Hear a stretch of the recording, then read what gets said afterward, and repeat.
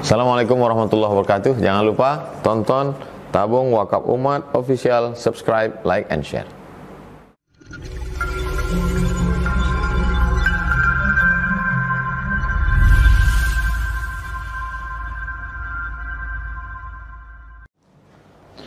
Assalamualaikum warahmatullahi wabarakatuh. Alhamdulillah, salatu wassalamu ala rasulillah wa ala alihi wa ashabihi wa mawalah. Waqad qala ta'ala fi kitabihil karim wa huwa asdaqul qailin. A'udzu billahi minasyaitonir rajim. Bismillahirrahmanirrahim. Ya ayyuhalladzina amanu taqullaha haqqa tuqatih wa la tamutunna illa wa antum muslimun. Amma ba'd. Para sahabat yang dimuliakan oleh Allah Subhanahu wa taala, insyaallah tema kita pada kesempatan sore hari ini di pertemuan yang keempat, babu ma yuzkirul mauta walil akhirati wa yuzhidu fid dunya. Bab mengingat kematian dan mengingat akhirat, lalu kemudian zuhud dunia. Di dalam bab ini Imam Qurtubi pertama beliau langsung mengutip sabda Rasulullah sallallahu alaihi wasallam yang didokumentasikan oleh Imam Muslim dari sahabat Rasulullah sallallahu alaihi wasallam yang bernama Abu Hurairah radhiyallahu an. Abu Hurairah menceritakan kejadian atau keadaan yang dilewati oleh Rasulullah sallallahu alaihi wasallam. Bagi yang mengkaji hadis tentu nama Abu Hurairah sangat familiar karena sahabat yang paling banyak meriwayatkan hadis dari Rasulullah sallallahu alaihi wasallam, dan termasuk satu di antara ahlus suffah yang memang menfokuskan diri untuk kemudian sering membersamai Rasulullah sallallahu alaihi wasallam. Abu Hurairah menceritakan zaron nabiyyu sallallahu alaihi wasallam qabra ummi. Rasulullah sallallahu alaihi wasallam ziarah ke makam ibunya. Lalu Abu Hurairah menceritakan bagaimana keadaan Rasulullah saat ziarah ke makam ibunya. Fabaka wa abka man haulah. Saat dia ziarah ke makam ibunya, Rasulullah menangis, dan kemudian tangisan Rasulullah itu membuat orang yang ada di sekitar Rasulullah sallallahu alaihi wasallam juga kemudian ikut menangis. Lalu Rasulullah setelah itu bersabda, artinya keadaan pada waktu itu saat Rasulullah sallallahu alaihi wasallam ziarah ke makam ibunya, beliau menangis. Ini menunjukkan bahwa menangis di area pemakaman itu bukan sesuatu yang dilarang, karena Rasulullah sallallahu alaihi wasallam saat ziarah ke makam ibunya, beliau menangis. Dan kejadian ini bukan hanya satu yang menunjukkan menangis di area pemakaman itu bukan sesuatu yang dilarang. Suatu ketika Rasulullah lewat ke komplek pemakaman, Rasulullah lihat seorang perempuan sedang menangis. Lalu kemudian apa kata Rasulullah memberikan nasihat kepada perempuan yang menangis ini? Kata Rasulullah, ittaqi Allah wasbiri. Wahai perempuan, tetaplah engkau takwa kepada Allah dan kemudian lewatilah dengan kesabaran. Kalaulah seandainya menangis itu dilarang, tentu bukan ini nasihat Rasulullah sallallahu alaihi wasallam. Ini menunjukkan Rasulullah sallallahu alaihi wasallam saat ziarah ke makam ibunya menangis, dan Rasulullah ketika lewat komplek pemakaman melihat seorang perempuan yang juga menangis. Tapi kemudian di dua hal ini Rasulullah sallallahu alaihi wasallam sama-sama tidak ada yang melarangnya. Rasulullah tidak melarangnya. Lalu kemudian setelah Rasulullah itu menangis, kemudian ada nasihat Rasulullah. Kata Rasulullah, ista'dzantu rabbi an astaghfira laha falam yu'dzan li. Saat aku ziarah ke makam ibunya, aku minta agar Allah Subhanahu wa taala mengampuni dosa ibuku, tapi aku tidak mendapatkan izin. Wasta'zantu fi an azura qabraha fa uzinali. Saat aku minta izin kepada Allah Subhanahu wa taala untuk ziarah ke makam ibuku, kemudian aku mendapatkan izin. Lalu kemudian muncullah hadis yang berbicara fazuru al-qubura fa innaha tuzakkirul mauta. Jadi kata Rasulullah SAW, lakukanlah ziarah kubur, karena ziarah kubur itu satu di antara hal yang mengingat kematian. Maka zikrul maut, satu di antara cara seseorang mengingat kematian, satu di antaranya adalah ziaratul kubur. Maka ziaratul kubur, ziarah kubur ini satu di antara hal yang kemudian mengingat kepada seseorang akan kematian. Jadi kalau orang kemudian tidak ziarah kubur, maka untuk ingat kematian ini agak sulit. Maka satu di antara yang disebutkan untuk mengingat kematian itu, satu di antaranya ziarah kubur. Lalu kemudian ziarah kubur, kata Imam Zarkasi itu paling tidak ada beberapa bentuk. Ziarah kubur itu yang pertama itu adalah li dzikril maut. Tujuan ziarah kubur itu satu diantaranya mengingat kematian. Jadi kalau orang ziarah kubur bukan untuk mengingat kematian, berarti esensi dari ziarah kubur itu hilang. Maka kalau ziarah kubur hanya untuk selfie, maka pesan mengingat kematian itu hilang karena selfie. Orang itu kalau sudah selfie, pikiran berikutnya bukan ingat kematian, tapi pikiran update status. Nah, kalau sudah update status, bukan kematian yang dia ingat. Berapa jumlah like-nya, berapa jumlah orang yang komen, berarti tujuan ziarah kubur itu hilang. Karena ziarah kubur itu dianjurkan yang pertama ini untuk mengingat kematian, kata Imam Zarkasi. Jadi kalau orang ziarah kubur tujuannya mengingat kematian, berarti ziarah kuburnya satu di antara yang disunahkan oleh Rasulullah SAW. Yang kedua lid doa. Jadi kalau ada orang ziarah kubur setelah ini kemudian ada lid doa. Kalau dia ziarah kubur lalu kemudian untuk mendoakan orang yang dimakamkan. Ini sama ketika Rasulullah ziarah ke makam Baqi, kata Rasulullah, Allahumma ighfir li ahli Baqi. Ya Allah, ampunilah penduduk Baqi. Penduduk Baqi ini maksudnya orang-orang yang dimakamkan di Baqi. Berarti kalau orang ziarah kubur mendoakan orang yang dikuburkan itu satu di antara yang disunahkan saat orang melakukan ziarah kubur. Jadi bukan hanya sekedar tengok, tapi kemudian mendoakan seperti yang Rasulullah SAW doakan kepada ahli Baqi. Baqi itu nama tempat yang di tempat itu dimakamkan orang, termasuk satu di antara yang ada di area pemakaman Baqi itu Sayyidina Utsman radhiyallahu anhu. Jadi nanti kalau pas umroh atau haji, nanti kalau ziarah ke makam Rasulullah sallallahu alaihi wasallam, ini kan makam Rasulullah itu kan berada di dalam area Masjid Nabawi. Lalu kemudian kita keluar, di arah keluar kalau kita mengarahnya ke Ka'bah, artinya mengarah ke kiblat, itu nanti ada sebelah kiri itu ada pemakaman Baqi. Biasanya bukanya di waktu pagi. Nanti akan dibuka itu waktu pagi. Nanti bisa ziarah ke makam Sayyidina Utsman radhiyallahu anhu. Itu. Maka Rasulullah ketika ziarah ke makam Baqi itu Rasulullah berdoa, Allahumma ighfir li ahli Baqi. Maka kalau ziarah kubur dengan cara yang kedua ini berarti juga termasuk bagian yang diperbolehkan. Kemudian yang ketiga, kata Imam Zarkasi, litabarruk. Ada orang ziarah kubur itu litabarruk. Nah, ini nanti tentu pembahasan lebih luasnya di bab tabarruk. Tabarruk artinya supaya mendapatkan keberkahan saat melakukan ziarah kubur. Ini tentu nanti ada babnya tentang tabarruk, tapi jika terkait dengan hal ini satu di antara yang kemudian diperbolehkan. Nah, maka ziarah kubur itu kata Rasulullah SAW untuk mengingat kematian. Kalau dalam hadis yang didokumentasikan oleh Imam Ibnu Majah itu dari Abdullah bin Mas'ud, tidak dari Abu Hurairah radhiyallahu an. Sabda Rasulullah, kuntu nahaitukum an ziyaratil kubur. Aku melarang kalian ziarah kubur justru. Jadi hadis yang riwayat Muslim tadi menyuruh dari Abu Hurairah, tapi kalau yang Ibnu Majah dari Abdullah bin Mas'ud diawali dengan kuntu nahaitukum, aku melarang kalian melakukan ziarah kubur. Maka hadis yang berbentuk larangan melakukan ziarah kubur ini kan larangan, lalu kemudian belakangan muncul anjuran. Maka kalau di dalam kajian itu ada nasih mansuh.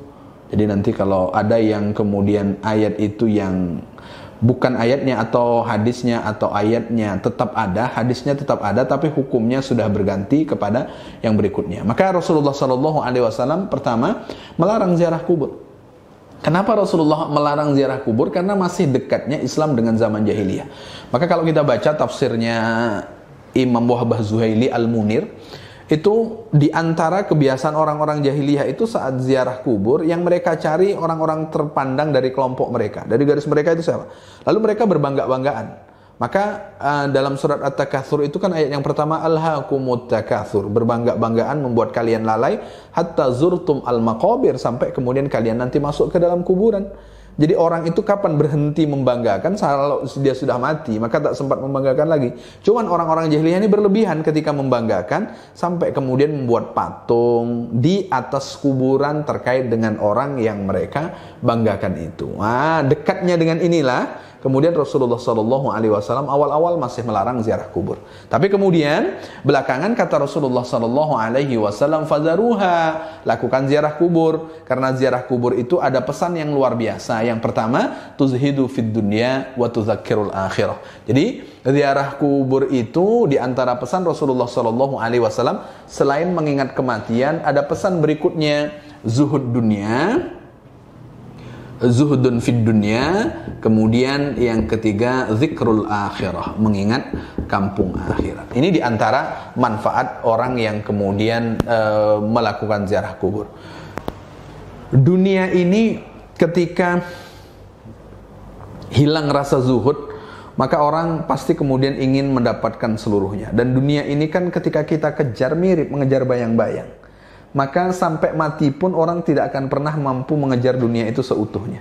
Sama mengejar bayang-bayang, satu kali langkah kita kejar, satu langkah dia meninggalkan kita. Dua langkah kita mengejarnya, dua langkah dia menjauh dari kita. Tiga langkah kita mengejarnya, semakin pula dia menjauh dari kita. Berlari kita mengejarnya, sampai habis nafas kita tak akan pernah tergenggam. Begitulah mengejar dunia. Jadi maka tak akan habis. Jadi untuk kemudian kita memikirkan supaya hati kita itu tidak tamak dengan dunia, satu diantaranya ziarah kubur. Kalau ziarah kubur ini kan orang kemudian beranggapan tanahnya yang luas, toh tanah tempat di mana dia dikuburkan hanya 2 kali 1 meter barangkali. Itu pun bahkan kadang tak sampai.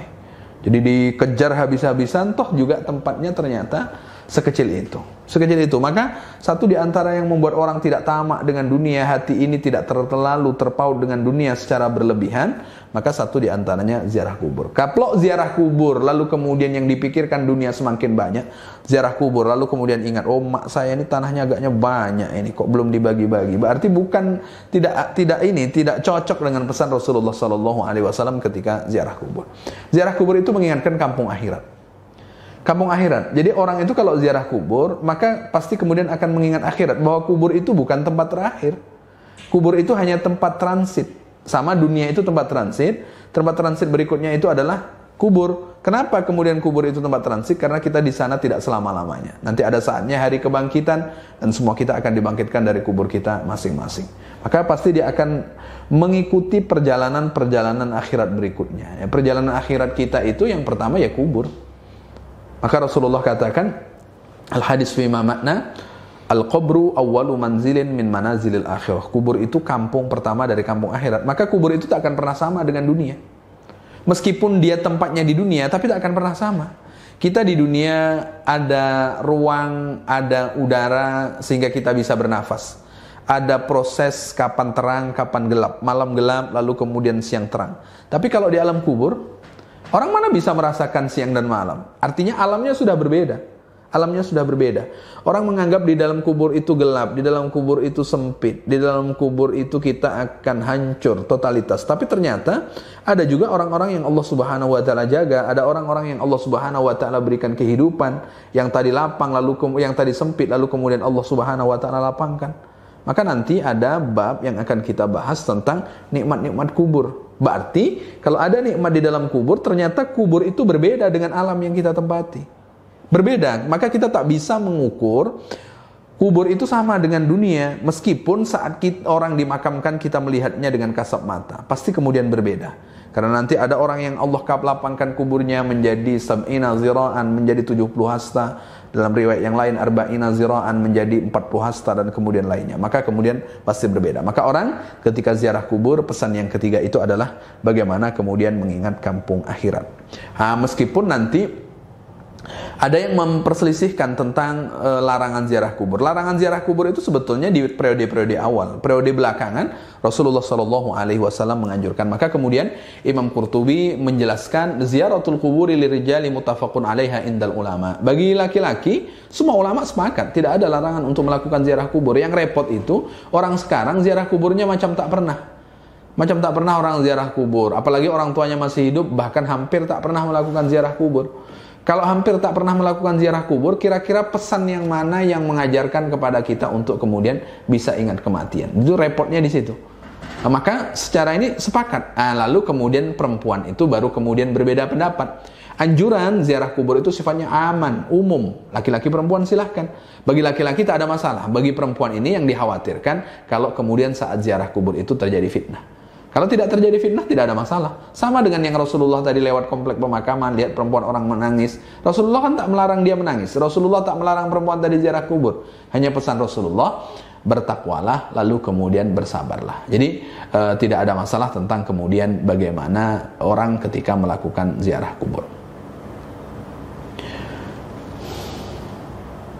Bahkan Sayyidina Ali radhiyallahu an menantu Rasulullah sallallahu alaihi wasallam annahu kharaja ila al-maqbarah, dia keluar ke komplek pemakaman. Falamma asrafa 'alaiha qala ya ahlal qubur akhbaruna ankum. Kata Imam Ali saat itu, ya wahai ahli kubur, kabarkan kepada kami apa sebetulnya yang kemudian kalian rasakan. Sampai seperti itu. Ini menunjukkan ternyata ada alam yang berbeda dengan alam yang kita tempati sekarang. Tentang para sahabat juga kemudian melakukan ziarah kubur. Lalu kemudian ulama memberikan penjelasan setelah kita mengetahui bahwa ziarah kubur itu kalau kemudian untuk mendoakan, kalau kemudian untuk mengingat kematian, kalau kemudian untuk tabaruk, itu tidak ada masalah. Lalu apa manfaat ziarah kubur? Yang pertama mengingat kematian, yang kedua zuhud dunia, kemudian yang ketiga adalah mengingat akhirat. Mengingat akhirat. Dunia itu kan lebih sekejap dibanding kemudian akhirat. Dunia itu paling 60-70 tahun, itu yang mayoritas bagi orang yang melewatinya. Tentu akhirat itu jauh lebih lama. Dan orang yang sudah meninggal berapa abad pun lamanya, itu bukan berarti habis menjadi debu tanpa tanggung jawab. Pasti Allah Subhanahu wa taala akan bangkitkan. Hanya saja orang-orang kafir itu berharap ya laitani kuntu turaba, berharap agar mereka menjadi debu saja supaya tidak minta pertanggungjawaban. Sementara kata Rasulullah, ada satu tulang yang tulang itu tidak akan hancur, namanya ajabuz zanab, tulang ekor. Tulang ekor itu Rasulullah ketika ditanya apa, mislu habbah sauda, kata Rasulullah seperti biji kecil berwarna hitam. Dari itu nanti orang akan yub'atsu wa yurkab, dari situ nanti dibangkitkan, lalu kemudian disusun kembali dan Allah Subhanahu wa taala akan mintai pertanggungjawaban. Baik, lalu kemudian ulama memberikan penjelasan, laisa lil qulubi anfa min ziyaratil kubur wa khassatan in kanat qasiyah. Kata para ulama menjelaskan, yang paling bermanfaat bagi hati itu tidak ada yang lebih kecuali ziarah kubur yang bermanfaat ini. Jadi di antara yang bermanfaat bagi hati itu ziarah kubur. Kenapa ziarah kubur? Ziarah kubur itu karena pendekatannya tentu dengan hati. Tak cukup dengan nalar. Kalau dengan nalar saja ziarah kubur maka tidak akan sampai. Maka ziarah kubur itu cara mendekatinya dengan hati. Kalau dengan hati kan berarti dengan iman. Iman kalau orang yang berada di dalam kubur itu ada nikmat, ada azab. Iman kalau orang yang ada di dalam kubur ini nanti ada proses, Allah Subhanahu wa taala akan bangkitkan. Kalau sudah ada itu tentu akan bermanfaat bagi hati, khususnya orang yang punya hati qasiyah. Qasiyah itu hati keras. Jadi kalau orang sudah hatinya qasiyah, ini hatinya keras. Hati itu keras. Sebetulnya kalau kita tengok tekstur hati itu kan tentu tak keras pula, kan lembut kalau kita tengok. Kalau tak percaya kita sembelih ayam lalu kemudian kita tengok, tentu lembut itu. Kecuali sudah kita masukkan ke freezer baru kemudian keras. Tapi kemudian hati itu kan lembut, aslinya lembut. Tapi kemudian hati itu ada yang disebut dengan qaswatul qulub, keras hati. Di antara hal yang membuat hati keras itu adalah kasratud dhahki, banyak ketawa. Itu satu di antara yang akan mengeraskan hati itu. Akan mengeraskan hati itu satu di antaranya tertawa, terbahak-bahak, itu di antara hal yang akan mengeraskan hati. Maka obat hati yang keras itu ayu alijuha bi arba'ati umur, kata para ulama. Cara mengobati hati yang keras itu 4. Jadi kalau hati itu keras, maka obatilah dengan 4 hal itu. Kita hati keras itu tak akan pernah kita temukan obatnya di apotik. Berapapun uang yang kita punya, cari ke apotik, bagaimana hati saya ini supaya tidak lembut, supaya tidak marah-marah, maka tak akan ketemu. Jadi obat hati keras itu di antara para ulama menjelaskan ada 4 itu. Yang pertama ya ini ziarah kubur. Mengobati hati yang keras itu ziaratul kubur. Itu yang pertama. Kalau ingin hati lembut, nah ziarah kubur. Ini obat hati. Jadi supaya kemudian hati itu tidak keras, ziarah kubur. Maka orang-orang yang ziarah kubur ini hatinya lembut. Hatinya lembut. Kalau hati-hati yang keras, ini biasanya satu di antara penyebabnya tak pernah ziarah kubur nih, maka hatinya keras. Hati lembut itu, ya kalau sudah ziarah kubur, mau seberapapun yang dia kejar, mau seberapapun tingginya kehidupan, mau berbuat keras seperti apapun, toh akhir tempatnya juga di situ. Maka ulama mengatakan yang akan mengobati hati lembut itu adalah satu di antaranya adalah ziarah kubur. Kemudian yang kedua, untuk mengobati hati itu supaya lembut, huduri majalisil ilmi bil wa'zi wat tadhakkuri wat tahfif wat tarhib wa ahbaris salihin fa inna dzalika mimma yulinul quluba wa yanjahu fiha. Jadi kata para ulama, kemudian berikutnya apa yang melembutkan hati? Datang ke majelis ilmu. Jadi ya ternyata majelis ilmu itu yang melembutkan hati yang kedua. Coba lihat, orang yang punya ilmu dengan orang yang tidak punya ilmu itu berbeda. Orang yang tidak punya ilmu ketika marah, dia akan melampiaskan amarahnya, entah apapun resiko setelahnya. Dia akan melampiaskan amarahnya.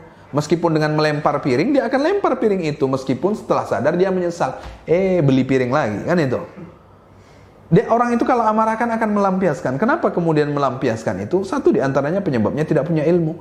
Maka kalau kita baca biografi Imam Sudes, di antara yang dilakukan ibunya ketika marah, karena marahnya punya ilmu, meskipun marah tapi kalimat yang keluar dari lisannya itu masih kalimat yang baik. Satu diantaranya marah tapi kemudian mengatai anaknya, oh kau besar nanti kudoakan jadi imam Masjidil Haram. Nah, itu diantara marah berilmu. Ternyata marah berilmu dengan marah tidak berilmu itu berbeda. Rasulullah SAW ada marahnya, tapi marah Rasulullah SAW menunjukkan ada ilmu saat marah itu.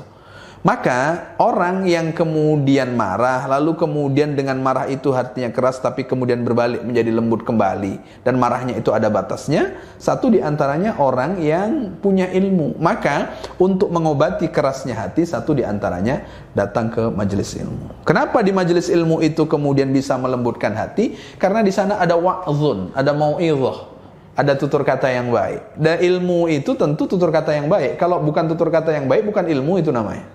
Maka ada istilah ilmu yang bermanfaat dengan ilmu yang tidak bermanfaat. Minta inni as'aluka ilman nafi'a, Allahumma inni a'udzubika min ilmin la yanfa'. Dari ilmu yang bermanfaat kita minta agar Allah berikan, ilmu yang tak bermanfaat kita mohon perlindungan kepada Allah Subhanahu wa taala. Maka datang ke majelis ilmu, di sana ada pesan-pesan baik. Lalu kemudian di sana ada mengingatkan. Jadi ilmu itu kan sebetulnya saling mengingatkan. Ada saling mengingatkan di sana, kemudian ada motivasi, ada peringatan, ada kabar-kabar orang yang baik. Jadi orang itu kalau membaca biografi orang-orang solih, itu kan tersentuh hatinya. Membaca biografi orang-orang solih, siapa yang kemudian tak tersentuh? Contoh sederhana ketika kita membaca bagaimana Abu Bakar ketika membersamai Rasulullah SAW hijrah, saat kemudian menyembunyikan diri di dalam gua, lalu kemudian memangku Rasulullah ketika digigit oleh binatang yang menyakitkan ketika menggigit, bagaimana kemudian Abu Hurairah menahan supaya tidak mengeluarkan suara, supaya Rasulullah SAW tak bangun dari pangkuannya, menetes air matanya. Kalau orang membaca seperti itu juga tidak luluh, ini berarti bermasalah di hatinya. Bermasalah di hatinya. Maka membaca kabar-kabar orang yang solih itu satu di antara yang akan melembutkan hati. Maka di dalam Al-Quran itu banyak yang disebut dengan qasas. Qasas itu cerita-cerita. Cerita-cerita di dalam Al-Quran itu kan mengajarkan kita lembut hati. Orang yang membaca cerita Nabi Yusuf tidak lembut hati itu terlalu. Bagaimana Nabi Yusuf itu dibuang oleh abang-abangnya. Saat dibuang ke dalam sumur, abang-abangnya pulang dengan membawa baju Nabi Yusuf yang berlumuran darah, bercerita kepada ayahnya, Abi Yusuf sudah dimakan oleh az-zi'bu, sudah dimakan oleh serigala. Tentu ini kan diantara yang akan melembutkan hati. Kalau baca cerita Fir'aun tidak lembut hatinya juga, berarti dah akan sampai kepada tingkatan Fir'aun berikutnya berarti. Nah, itu diantaranya. Maka kabar-kabar orang yang solih itu diantara yang akan melembutkan hati. Maka yang kedua, bagaimana cara melembutkan hati? Datang ke majelis ilmu. Karena ini nanti ada hal-hal yang luar biasa ketika orang datang ke majelis ilmu. Maka sampai Rasulullah katakan, "Mayuridillah bihi khairan yufaqihu fiddin." Orang yang Allah inginkan jadi tambah baik, pasti Allah pahamkan dia agama. Kalau dia paham agama, pasti Allah inginkan jadi tambah baik. Tapi kalau kemudian agama tak paham, agama stagnan, tidak ditambah, lalu apalagi kemudian tidak diamalkan, itu pertanda bukan untuk menjadi tambah baik. Maka yang kedua, untuk mengobati untuk kerasnya hati, yang kedua itu adalah datang ke majelis ilmu. Kemudian yang ketiga, apa yang kemudian akan melembutkan hati? Zikrul maut, mengingat kematian. Nah, ini melembutkan hati ternyata. Mengingat kematian itu satu di antara hal yang kemudian akan melembutkan hati. Zikrul maut fayukatsiru min zikri haddamil ladzat. Perbanyaklah untuk kemudian mengingat sesuatu yang memutus kenikmatan. Wa mufarriqul jamaat, mengingatlah sesuatu ketika nanti kita akan berpisah dengan banyak orang, ketika kita akan berpisah dengan anak-anak laki-laki kita, anak-anak perempuan kita. Itu diantara yang kemudian bisa melembutkan hati. Maka ketika ada satu riwayat yurwa anna imra'atan sakat ila Aisyah radhiyallahu an. Ada seseorang datang kepada Aisyah radhiyallahu anha, istri Rasulullah sallallahu alaihi wasallam, qaswata qalbiha. Saat dia datang kepada Aisyah mengadukan tentang keras hatinya. Lalu apa nasihat Aisyah kepada perempuan tadi? Aktsiri min dzikril maut yurakki qalbak. Perbanyaklah untuk kemudian mengingat mati, karena mengingat mati itu nanti akan melembutkan hatimu. Ini diantara jawaban Aisyah radhiyallahu anha tentang hal yang kemudian akan mengingat kematian. Tentang hal yang bisa melembutkan hati, satu diantara mengingat kematian. Begini, kalau hati itu keras, satu diantara yang menyebabkan hati keras itu kan sebetulnya dosa. Maka Rasulullah sebutkan idza aznabal mu'minu fa biqalbihi nuqtatun sauda. Orang itu kalau melakukan dosa, pernah saya sampaikan sebelumnya, itu sama dengan membuat bintik hitam. Semakin penuh bintik hitam, itu semakin keras hati itu. Semakin keras. Maka cara membersihkan hati ini istighfar. Cara membersihkan hati ini berusaha untuk membersihkannya. Dan di antara cara membersihkan supaya hati lembut, ini di antaranya. Supaya bisa menjadi lembut. Kalau kemudian tidak, keras. Bahkan Rasulullah itu memberikan penjelasan, idza aradta an talina qalbak, kalau engkau ingin menjadi orang yang Allah lembutkan hatinya, maka satu di antara pesan Rasulullah, fa'atim al-miskin, beri makan orang-orang miskin, lalu kemudian wamsah ra'sal yatim, usaplah kepala anak yatim. Jadi di antara hal yang bisa melembutkan hati itu ya memberi makan orang. Orang itu kalau memberi makan orang itu ada kepuasan tersendiri. Ada kepuasan tersendiri. Begini, kalau kita merasakan makan biasa-biasa saja, tak menemukan begitu nikmatnya makan, coba makan bareng dengan anak-anak yatim, maka akan ketemu nikmat yang luar biasa. Kalau kita makan nampaknya biasa, coba makan dengan anak jalanan, itu akan nikmat yang luar biasa. Yang tak selera jadi selera. Yang tidak selera jadi selera. Itu maka betul. Jadi orang itu kalau melihat orang yang sedang makan lahap, belum makan, sementara dia bisa makan 3 kali, itu akan tersentuh hatinya. Maka betul kata Rasulullah, kalau ingin lembut hati, ya rajin ngasih makan orang. Rajin ngasih makan orang, itu akan lembut hati. Ada beberapa orang itu ketika nengok orang makan itu senang rasa hatinya, senang rasa hati. Jadi ketika nengok orang makan itu luar biasa. Ada ketenangan yang luar biasa. Bahkan kalau kita lihat pendapat-pendapat ulama itu tentang beberapa hal itu selalu ada kaitannya dengan makanan. Satu di antaranya, kalau kita lihat di antara Maulid Nabi itu, selain kemudian membaca sejarah Nabi, di penghujung itu adalah ada makanan. Ternyata luar biasa. Dan untuk menghadirkan orang yang paling mudah itu makan. Tak ada yang lebih mudah menghadirkan orang kecuali makan. Ya, makanya kalau di komplek-komplek ada pengajian, biasanya yang datang tidak banyak. Coba pas makan bersama menjelang Ramadan, wah itu yang datang berbondong-bondong itu. Semua orang datang itu. Ternyata kaya miskin kalau sudah berbicara makanan, ternyata tunduk juga kita ini dengan syahwat, keinginan untuk makan. Dan kemudian ketika makan bersama itu memang beda.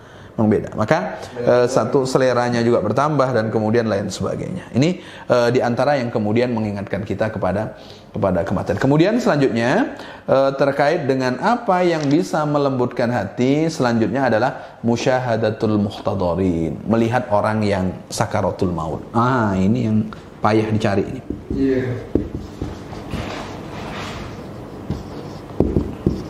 Ini yang terakhir ini yang payah. Musyahadatul muhtadarin. Jadi menyaksikan orang yang nyawa mau terpisah dengan raga. Ini payah ini. Jadi nengok orang ini yang payah. Dan ini ternyata yang mengajarkan kita ingat kematian. Maka paling tidak yang mendorong kita untuk ingat mati itu rajin-rajin saja tengok orang di ruangan ICU. Sakit. Iya. Nengok orang di ruangan ICU itu, baru kemudian kita kebayang. Dan itu akan lembut hati kita. Coba bayangkan, orang sudah 30 hari sampai kemudian dilubangi lehernya, lalu kemudian mata tidak terbuka, pempes sudah digantikan oleh keluarganya, lalu kemudian cuman gini aja, cuman detak nafasnya saja yang ada. Kita lihat di monitor, hanya itunya saja. Lalu kemudian tak bisa bergerak, tidak apa-apa, mata terbuka, tidak bisa ini. Ini kan luar biasa. Itu padahal belum akan mati. baru proses akan menuju kematian. Itu nengok saja sudah seperti itu. Apalagi kemudian nengok orang yang kemudian bagaimana rasanya nyawa akan terpisah dengan raga. Kalau agak repot, tengok ketika sapi disembelih. Bagaimana mengerang ketika betul-betul kematian itu akan berpisah.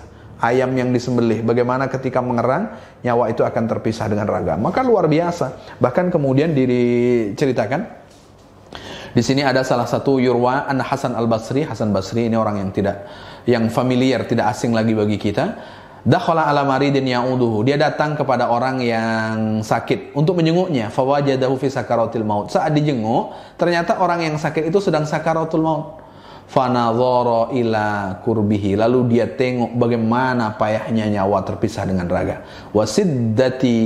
Wasiddati ma nazala bih. Lalu kemudian dahsyatnya bahwa bagaimana malaikat itu datang mengambil nyawanya. Dia ditengok bagaimana payahnya orang yang sakaratul maut. Bagaimana proses ketika nyawa itu akan terpisah dengan raga. Gimana tidak sakit? Berapa lamanya nyawa itu nempel di badan kita? Mulai umur 120 hari, 4 bulan ditiupkan ruh. Sejak itu ruh mendampingi jasad kita, lalu kemudian akan dipisah. Lalu kira-kira bagaimana sakitnya? Ini kulit ini yang udah nempel di badan kita ini, coba kita tarik. Mana rasa sakitnya? Dan ruh itu sudah lama pula nempel di badan kita, dan ketika sakaratul maut itu nanti akan dicabut. Bagaimana rasa sakitnya? Dan Imam Hasan Basri menengok orang yang kemudian sakaratul maut itu. Saat sudah menengok, lalu kemudian Imam Hasan Basri faraja ila alihi. Kemudian Imam Hasan Basri pulang kepada keluarganya bi ghairil launil ladzi kharaja bihi min indihim. Lalu kemudian wajah Imam Hasan Basri itu ketika pulang sudah pucat, berubah warna. Lalu kemudian saat itu keluarganya mengeluarkan makanan. Faqalu lahu. Lalu kemudian keluarganya berkata kepada Imam Hasan Basri, "At-ta'am, yarhamukallah, makan. Semoga Allah memberikan rahmat kepadamu." Ini ketika sudah balik disuguhkan makanan oleh keluarganya. Saat sudah disuguhkan makanan, apa jawaban Imam Hasan Basri? "Ya ahla alaikum bi ta'amikum wa syarabikum." Kalian sajalah yang makan. Kalian sajalah yang minum. Fallahi, demi Allah, kata Imam Hasan Basri, laqad ra'aitu musri'an. Aku lihat bagaimana payahnya nyawa terpisah dengan raga. La azalu a'malu lahu hatta alqah. Maka kata Imam Hasan Basri, sejak melihat sakaratul maut orang yang dia jenguk itu, dia berkata, saya tak akan pernah berhenti beramal sampai kemudian aku bertemu dengan Allah.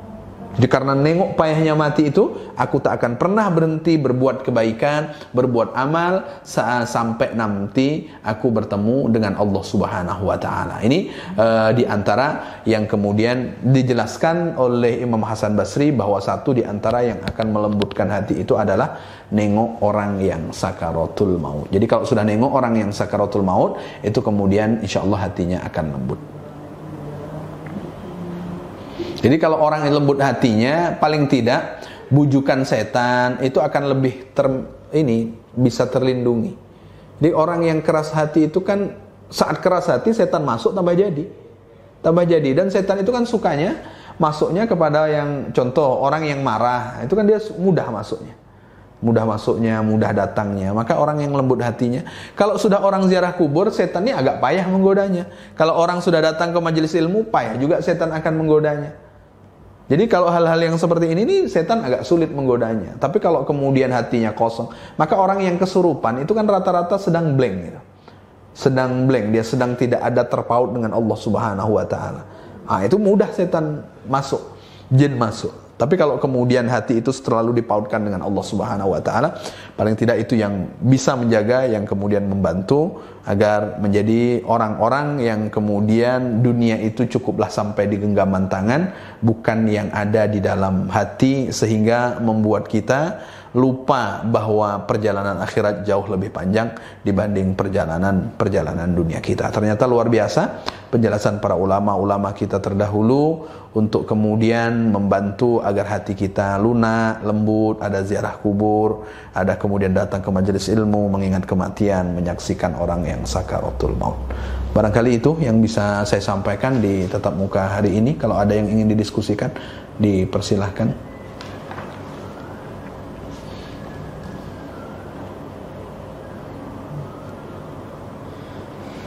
Ya Pak. Silakan. Selangsung saja Pak ya. Ya, silakan. Ada orang mengatakan tentang rezeki Pak, itu Pak. Banyak orang takut masa depannya suram gitu semua. Misalnya gini, dia tak ada punya harta dan segala macam itu. Dia khawatir terus masa depan dia takut suram lantaran dia tidak punya harta. Jadi macam mana menafsirkan bahasa yang macam itu tuh Pak? Memotivasi ya. Iya. Ya, banyak takut aja ibaratnya tak ada rezeki ke depan untuk kedepannya gitu kan. Itulah gimana cara hal yang seperti itu Pak.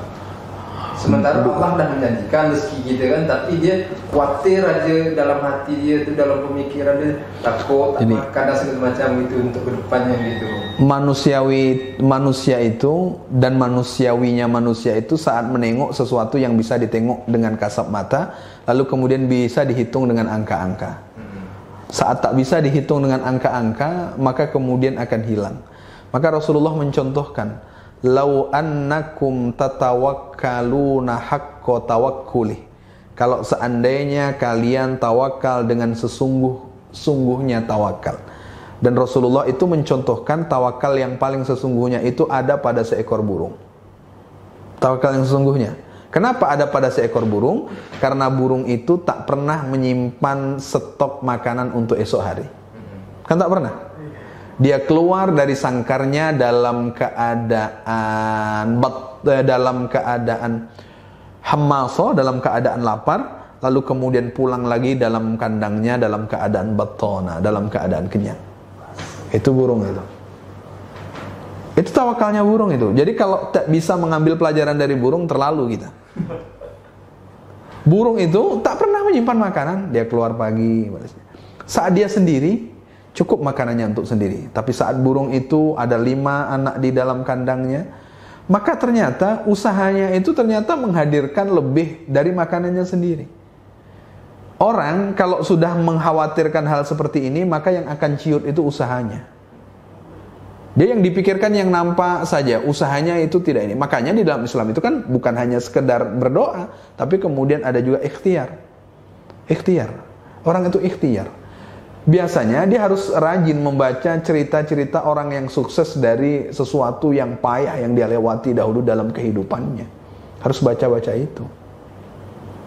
Itu yang memotivasi. Maka kalau kemudian dia melihat orang tuanya miskin, dia tak punya harta, orang tuanya mungkin tak mewariskan sesuatu setelah nanti orang tuanya meninggal, lalu kemudian dia berpikir, waduh, ini putus asa ini untuk menjalani proses kehidupannya. Kalau putus asa, orang kan sebetulnya tidak tahu, bahkan sesuatu yang dirancangkan oleh orang itu pun kadang direncanakan, belum tentu itu yang terjadi. Banyak orang yang kerja itu tak sesuai dengan background kuliahnya. Coba ceklah. Ceklah, orang yang kuliahnya ini lalu kemudian pekerjaannya berbeda dengan latar belakangnya. Tak usah itulah, anggota dewan saja. Yang di komisi pendidikan, cari yang dari latar belakang pendidikan. Payah. Makanya ternyata orang kerja itu ternyata bukan serta-merta karena latar belakang pendidikan. Latar belakang pendidikan bukan serta-merta. Jadi ada orang yang lulusnya SD tapi kemudian punya mall besar. Punya mall besar, dia hanya lulus SD saja. Artinya ternyata yang paling menentukan, kita kan tidak tahu. Yang jelas orang hidup di dunia itu rahman Allah pasti ada.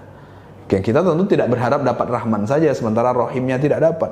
Dan kan dua-duanya, rahman dan rohim. Rahman di dunia kita dapat, rohim di akhirat nanti kita juga dapat. Jadi ya caranya belajarlah dari burung. Artinya dari burung. Burung itu bukan hanya sekedar disangkar saja, tapi kemudian ada proses dia berusaha, meskipun tak pernah menyimpan makanan untuk esok hari. Tapi kemudian pulang dalam keadaan perut kenyang, lalu kemudian tidur dengan tenang, esok lalu kemudian beraktivitas lagi. Jadi ternyata harus belajar kepada orang-orang. Contoh sederhananya, orang yang dahulu ketika punya anaknya masih sekolah, Allah masih berikan tenaga yang luar biasa sehingga bisa bekerja. Ketika anaknya sudah besar, tak begitu mengeluarkan tenaga lagi, dan kemudian cukup untuk kehidupan, cukup. Jadi merasa cukup itu yang paling payah. Orang itu kalau ditanya kurang terus, tapi merasa cukup itu yang kemudian payah. Merasa cukup itu qanaah. Jadi qanaah itu yang kemudian agak sulit dihadirkan. Satu di antara qanaah yang pernah kita pelajari pekan lalu, Satu di antaranya adalah mengingat kematian. Jadi orang yang mengingat kematian itu Allah akan muliakan. Satu di antara kemuliaan itu qanaah. Itu ya puas. Jadi merasa puas. Kalau sudah merasa puas, apa yang kemudian ingin dilebihkan? Orang itu meskipun makan 8.000 dengan makanan 20.000 sederhana, itu kan yang jelas puasnya kan. Kalau sudah sama-sama dimakan nih yang 8.000 dengan yang 20.000, sama-sama dimakan lalu kenyang, nampak makanan yang lebih enak, tergoda? Tak tergoda kalau sudah kenyang. Intinya orang tergoda lebih itu kenapa? Karena perut lapar. Jadi kalau sudah menerima dimakan lapar, kan kadang ada orang makanan banyak tapi tak bisa makannya dengan selera. Ada orang yang makanannya hanya sambal belacan dengan pucuk ubi, tapi makannya lahap. Wah, itu berbeda. Ini berbeda. Jadi barangkali itu antara yang bisa jawab. Barangkali demikian yang bisa saya sampaikan sore hari ini. Tutur kata yang tak berkenan saya mohon maaf. Sama-sama kita tutup dengan doa kafaratul majlis. Subhanakallahumma wa bihamdika asyhadu an la ilaha illa anta astaghfiruka wa atubu ilaik. Assalamualaikum warahmatullahi wabarakatuh. Waalaikumsalam warahmatullahi wabarakatuh.